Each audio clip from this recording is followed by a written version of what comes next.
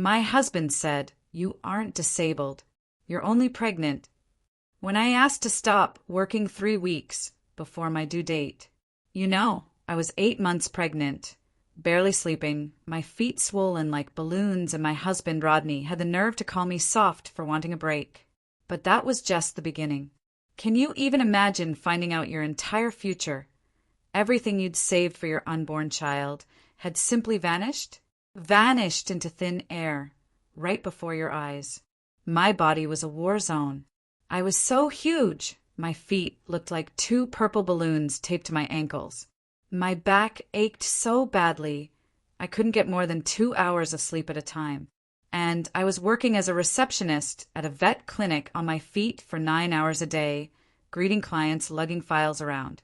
When I finally worked up the courage to tell Rodney I wanted to start my maternity leave early, he just stared at me, like I'd asked him to buy me a private island. "You're not disabled," he said, headset on, still engrossed in his video game. "You're just pregnant." I reminded him my doctor had actually recommended I slow down, that my blood pressure was getting dangerously high. He paused his game just long enough to tell me his mom worked in a factory right up until the day she gave birth, and that I was being soft.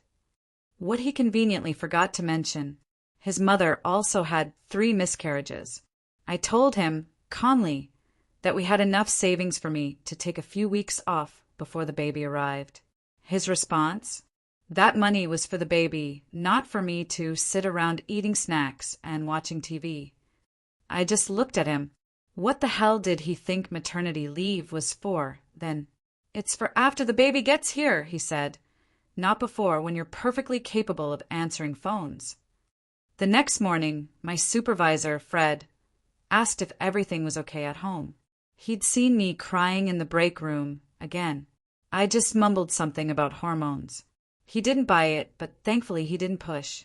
All day, Rodney kept texting, for times, asking what I was making for dinner. I was on my feet for 8 hours with a whole human pressing on my bladder, and he wanted to know what I was cooking for him when I got home. I made spaghetti because it was easy. He complained we'd had pasta 3 times that week. I snapped back that he was welcome to cook if he didn't like my meals. He just laughed. "I work too hard to come home and stand over a stove," he said. Rodney worked at a car dealership, selling used cars. He sat in an air-conditioned office all day, drinking coffee, waiting for customers to walk in. But somehow his job was harder than mine, even though I was literally growing a whole human inside my body while working full-time. By Friday, my ankles were so swollen I couldn't fit into any of my shoes. I wore flip-flops to work, which was against dress code, but nothing else would go on my feet. Fred took one look at me and sent me home early, telling me to see my doctor. The doctor confirmed it. My blood pressure was too high. I needed to rest. She wrote me a note, a formal recommendation for immediate maternity leave. I showed Rodney the note when I got home. He read it once, then a second time. Then he looked up and asked, "Can you get a second opinion?" My heart sank. Why was he so desperate for me to keep working? We had money saved. Why? I asked him, "Why do you want me to keep working so badly?" He got quiet a beat too long. Then he said, almost too casually, "I just don't want you to get bored at home." It didn't make any sense. Rodney never cared if I was bored. He left me alone every single Saturday to go fishing with his brother, never once worrying about my boredom. That's when I knew something was seriously, terribly wrong.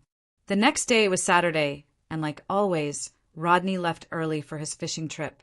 The moment he was gone, I grabbed my laptop. I decided to check our savings account online, just to make sure everything was fine. The account that was supposed to have $11,000 in it had exactly $412. I checked it 3 times. 3 times. I thought the website was broken. It wasn't. The money was gone. My hands started shaking as I pulled up the transaction history. Dozens of withdrawals. Over the past 2 months. All of them cash withdrawals from ATMs near the casino 20 miles outside of town. My husband had gambled away our baby fund.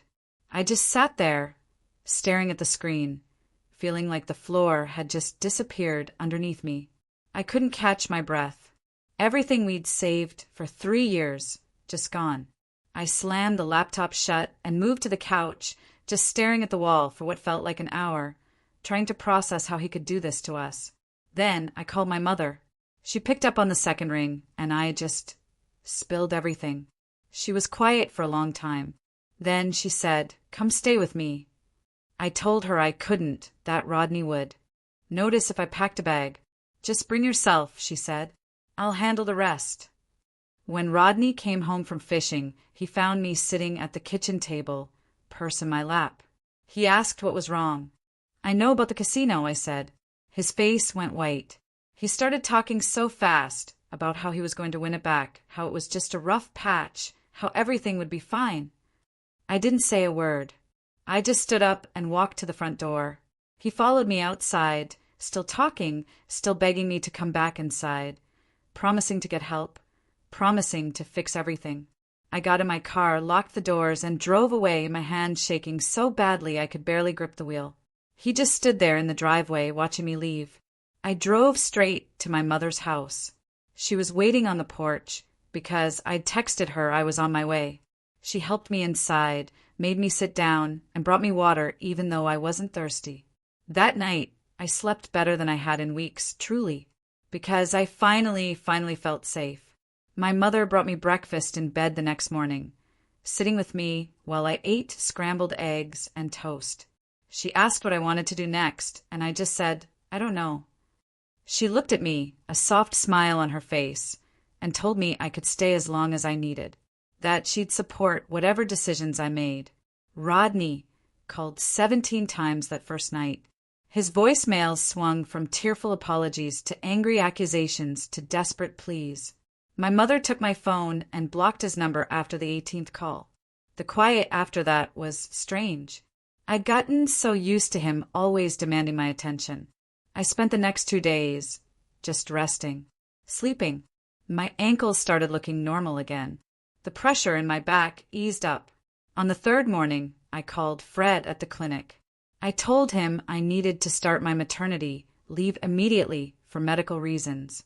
He just said he understood, and that my job would be there when I was ready to come back. His kindness made me cry. I'd been so scared he'd be mad at me for leaving so suddenly. My next doctor's appointment was 4 days after I left Rodney. The nurse took my blood pressure, and it was lower than it had been in weeks. My doctor came in, checked the baby, and said everything looked great. She asked how I was managing the stress. I told her I'd moved in with my mother. She just nodded. "That's probably helping your blood pressure more than any medicine could." Then she said she wanted me to talk to someone before I left. About 10 minutes later, a woman came in and introduced herself as a hospital social worker. She sat down and asked me about my living situation if I had support. I told her about leaving Rodney, about staying with my mom. She pulled out some papers and started explaining different programs that could help me. WIC for food assistance, temporary programs for bills, low-cost childcare options for when I went back to work. Taking those papers felt embarrassing, like I was admitting I couldn't handle things on my own. But I knew I needed to understand what help was out there, because $11,000 was gone. I folded the papers, put them in my purse, and thanked her. She gave me her card, told me to call if I needed anything else. 2 days later, my phone rang. An unknown number. I almost didn't answer, but something made me pick up. A woman's voice said hello, asked if this was me. I said yes. "My name's Jillian," she said. "I'm Fred's wife." I froze. My mind raced, thinking something was wrong at the clinic. But then she said Fred had mentioned what I was going through, and she wanted me to know their family was there to help however I needed. She had baby items her kids had grown out of, happy to loan them to me. She also said she stayed home with their toddler and could watch my baby sometimes when I went back to work. I started crying right there on the phone. I'd been so focused on everything I'd lost. I'd forgotten some people actually show up when things get hard. She gave me her address and told me to come by any time to look at the baby stuff.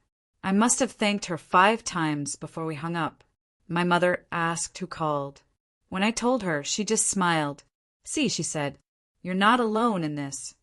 About a week and a half later, the phone rang again.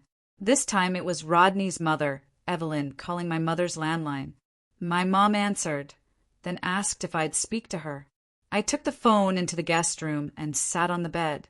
Evelyn started talking right away about how Rodney was her son, how gambling was a disease, how I should give him another chance. She said he was going to meetings, trying to get better.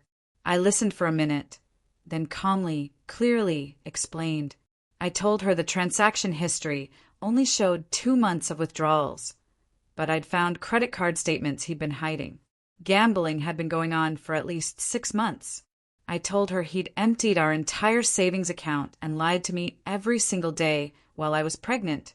There was silence on the other end. Then her voice changed. It got quieter. She said she didn't know it had been that long, or that all the money was gone. She even apologized for not raising him to be more responsible with money. I told her I appreciated her calling, but I'd made my decision. We hung up, and I sat there feeling strange. Part of me had expected her to keep defending him. I spent the next few days looking at apartments online. My mother said I could stay with her as long as I wanted, but I knew I needed my own space for when the baby came. I found a small 1-bedroom place in a complex near her house. The rent was more than I wanted to pay, but it was the cheapest option that wasn't completely falling apart. I drove over to look at it. The carpet was old, the kitchen tiny, but it had a separate bedroom for the baby. The manager said I could move in 2 weeks before my due date if I paid the deposit now. I used the last of my own savings to write that check. Signing the lease felt like the first real step forward I'd taken. My mother came with me a few days later to start moving my clothes and some furniture from Rodney's house. He actually agreed to let me take what I needed without arguing, which surprised me. Maybe he felt guilty, or maybe he just wanted to avoid another fight. Either way, I got a bed, a dresser, some kitchen stuff loaded into my mother's truck. Setting up that apartment became this project that kept me busy. I painted a bookshelf I'd bought at a thrift store for the baby's room. I washed all the tiny clothes my mother had saved from when I was a baby. The room was coming together, but it looked nothing like what I'd imagined back when I thought Rodney and I would be doing this together. Jillian came over one afternoon with her toddler, bringing a crib and changing table her kids didn't use anymore. She helped me set them up, showed me how the crib converted into a toddler bed. Later, my mother bought me a rocking chair from a thrift store, and we put it in the corner by the window. The nursery was mismatched. Nothing matched, really, but it felt full of love. Love from people who actually cared about me and the baby. Rodney texted my mother's phone, asking to meet and talk about what happens after the baby is born. I agreed, but only at a coffee shop, and only with my mother waiting in the parking lot. I drove there and found him already sitting at a table in the back. He'd lost weight. His face looked tired. He started talking right away about how he'd been going to Gamblers Anonymous meetings twice a week, seeing a counselor. He said he was getting help, wanted me to know he was serious about changing. "Have you told your counselor the full truth?" I asked him about the money and how long it had really been going on. His face changed. He got defensive. "Why does that matter?" he snapped. "If I'm getting help now." I looked him straight in the eye. "We can discuss custody arrangements through lawyers," I said, "but I'm not coming back." He stood up so fast, his chair scraped loud against the floor. "I've been going to meetings for 2 weeks," he yelled, "and you can't even give me credit for trying?" Then he just walked out. I sat there for another minute, finishing my water, before going back to my car where my mother was reading a magazine.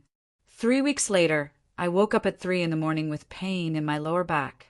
I thought it was just normal pregnancy discomfort, until the pain came back 20 minutes later. Then again, 15 minutes after that. "Mom," I whispered, waking her up. "I think I'm in labor." She got dressed faster than I'd ever seen her, helped me to the car. We drove to the hospital, and I breathed through contractions the whole way there. The nurse checked me for centimeters. This baby was coming today. They got me into a room, hooked me up to monitors. Labor went on for hours. The pain got worse and worse. I kept thinking about how Rodney should be here holding my hand. But then I'd remember. He chose gambling over saving for this moment. He chose slot machines over our daughter. My mother stayed with me the entire time. She held my hand, got me ice chips, told me I was doing great. At 6:47 that evening, my daughter finally came. The nurse put her on my chest, and she was tiny and perfect and screaming. I looked at her face and felt this huge wave of love, a love that made every hard choice, every moment of pain, every single tear worth it. My mother cried, took pictures, called her the most beautiful baby she'd ever seen. The first week home was harder than anything I'd ever done.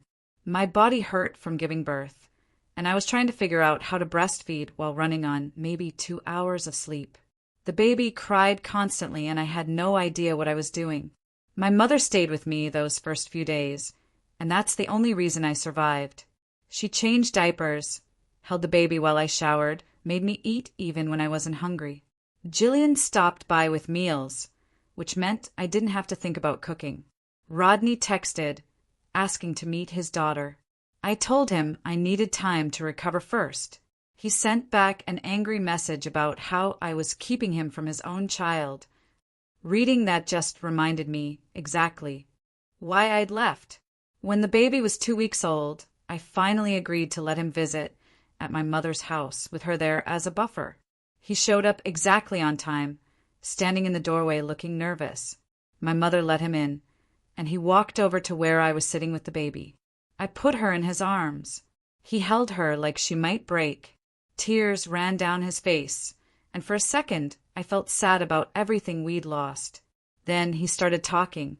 Having a daughter should bring us back together, he said. We're a family now. We need to try again. I looked at him. My voice was firm. Our daughter having 2 parents doesn't mean those parents have to be married. I told him his relationship with her was separate from his relationship with me. His face hardened. He handed the baby back and left without saying goodbye. I called Verity, my lawyer, the next week. I told her I was ready to file for legal separation and child support. She had me come into her office, and we filled out paperwork that made everything feel so real, so official. Rodney would have to provide his financial information, which meant the court would see exactly how much money he made. Verity explained that the court would calculate support based on his actual income, not whatever he promised to pay. A few weeks later, the financial disclosure came back.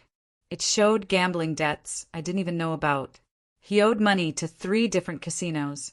The court calculated his support payment, and it wasn't generous, but it was something. More importantly, it was court-ordered, which meant I could actually count on it. Verity filed all the papers, told me it would take a few months to finalize everything. I signed where she showed me, and walked out of her office feeling scared. Yes, but also incredibly clear about what I was doing. At 6 weeks postpartum, I settled into a routine that felt both exhausting and manageable. My mother took the baby Tuesday and Thursday mornings, so I could go to the grocery store without rushing or run to the pharmacy. Jillian watched her Wednesday afternoons, which meant I could actually sleep for 2 hours straight without listening for crying. Those naps saved me because nighttime was still rough with feeding every 3 hours. Rodney came over every Sunday at noon for his supervised visit. My mother would let him in while I got the baby ready. He held her carefully, talked to her in this soft voice I'd never heard him use before. She was too young to really respond, but he didn't seem to care. After about 40 minutes, he'd look up at me and start talking about how we should try counseling together, or how he'd been cleaned from gambling for weeks now. I learned to cut him off fast, redirect back to the baby. The first few times, I felt guilty for being so firm, but it got easier each week. He'd leave looking disappointed, and my mother would make tea while I fed the baby again. 3 months after I walked out, I started back at the clinic part-time, working Monday, Wednesday, and Friday. Jillian kept the baby at her house those days and sent me pictures throughout the morning of her sleeping or making faces. My first paycheck went straight into my new savings account. It had exactly $73 in it from what I'd scraped together. Rebuilding from zero felt impossible, but I deposited every check and watched the number grow by tiny amounts. Being a single mother was harder than anything I'd imagined. Work and bottles and custody schedules and never enough sleep. But my apartment stayed quiet. Quiet without Rodney's complaints or his lies. My daughter gained weight and smiled at me when I picked her up from Jillian's house. My mother called every morning to check on us, and Jillian texted me encouragement on rough days. I had people who actually showed up when they said they would. I was stronger than I ever thought I was when I walked out that door with just my purse. Have you ever faced a moment where you realized you had to completely rebuild your life from scratch? What was that turning point for you? Let me know in the comments.